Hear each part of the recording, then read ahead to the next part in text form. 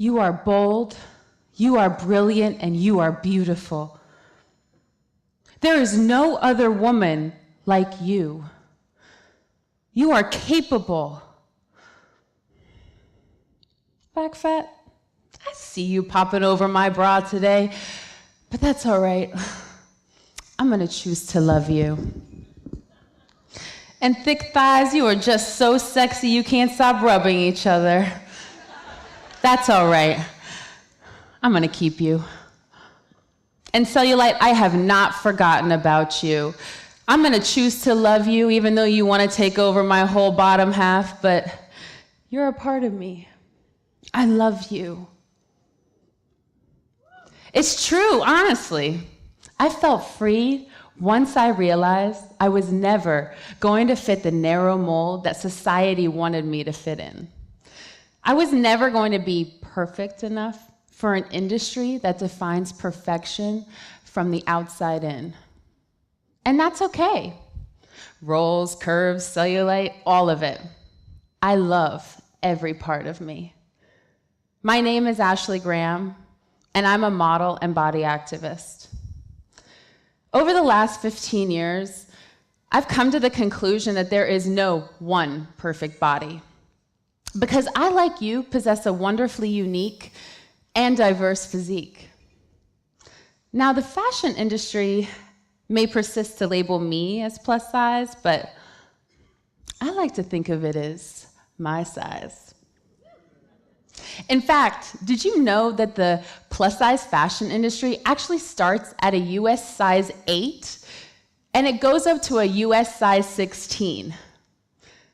So basically what I'm saying is that the majority of this room right now is considered plus size. How does that make you feel to be labeled?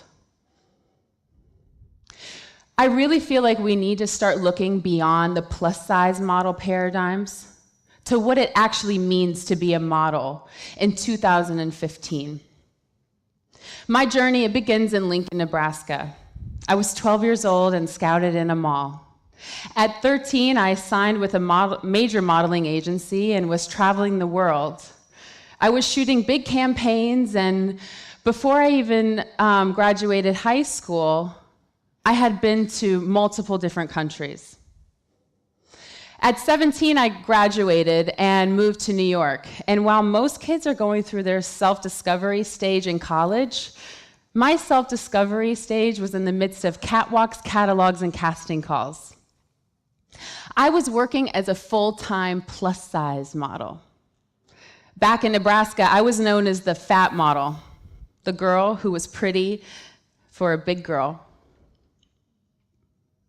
I always hated answering that question, what do you do for a living? I would see that person's eyebrow raise as I would reply, I'm a model. I'd have to quickly qualify with, well, I'm a plus-size model. In fact, here's my very first editorial for YM Magazine. And you are reading it correctly, Cantaloupe's large breasts. I was helping women across America at the age of 15 dress their big boobs. But you know what the first thing that someone in middle school pointed out to me, besides the obvious, was that fold above my knee, that fat fold above my knee. As a young model, my confidence was tugged at and pulled in all different directions.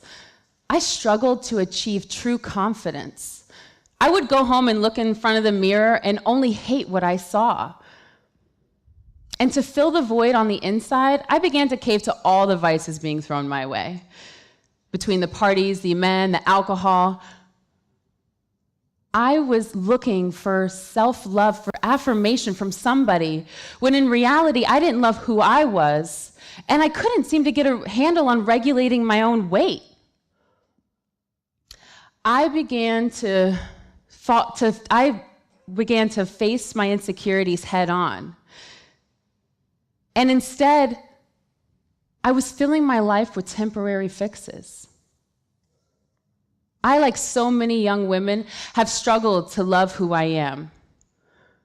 And Dove's global report on attitudes towards beauty actually did a survey with thousands of women in 10 different countries. And you know what the most striking result was? That only 2% of women find themselves beautiful. 2%. We need to work together to redefine the global vision of beauty. And it starts with becoming your own role model. As a curvy woman, it was the assumption that I should look up to Marilyn Monroe or Jennifer Lopez, mainly because they were two of the most notable curvy women in the public eye that were being praised for their curves. But these weren't my role models. In reality, the woman I looked up to the most was my mother. She told me I was beautiful, and she never devalued herself. So why would I? She told me and taught me that true beauty comes from within, and that validation and self-worth must also come from within. In my lowest moments of insecurity, this is when I realized that I had to reclaim my body and its image as my own. Plus-size fashion is an $18 billion industry. And now IMG, the world's #1 modeling agency, has signed me and other models that are not defined by their size. My body, like my confidence, has been picked apart, manipulated, and controlled by others who didn't necessarily understand it. I had to learn to reclaim my body as my own. And in reclaiming my body as my own, I understood as a woman that I had a greater purpose. I had a greater purpose to redefine beauty, the feminine beauty. Curvy models are becoming more and more vocal about the isolating nature of the term plus size. We are calling ourselves what we want to be called, women with shapes that are our own. I believe beauty is beyond size. With so much emphasis on the body and external, it's no wonder that we all suffer so much internally. But you know, people in the fashion industry actually told me that I would never be in magazines, let alone the covers of them. Well, I guess we've proven them wrong. 5 covers in a little over a year. And I was one of the very first curvy models to be featured in Sports Illustrated Swimsuit Edition. Thank you. Never let anybody tell you that you can't. I have achieved and am still achieving what was seemingly impossible. My goal is to give a voice to young women. To give a voice to young women who struggle to find someone they can look up to. For girls who struggle to look inside the mirror and say, I love you. For women who feel uncomfortable expressing their confidence they've locked away inside themselves. For women who have relinquished their rights to someone else. It is critical that both men and women create a body-positive environment. Uplift the important women in your lives. Create a safe space for them to express their body and their beauty for who they are, not because of who they're not. Be you.